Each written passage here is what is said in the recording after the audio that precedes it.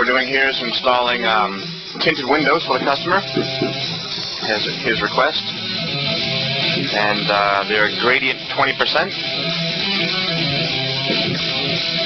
And it's going to be pretty dark.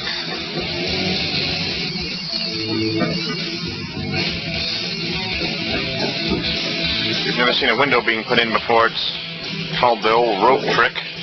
You come in, you pull the rope out of the... It's kind of hard to see, but trust me, it works.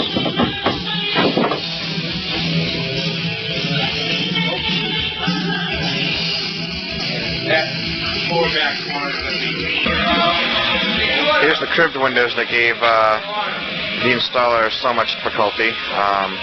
I guess these were some of the more difficult windows to put the tint on because of the curvature, compound curve of the window. So, but that's going to be going in here, and we're preparing that.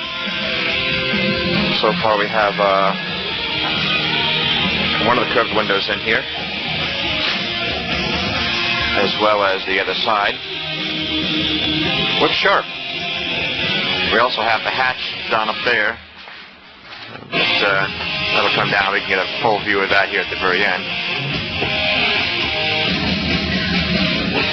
So. You want me to hold it over?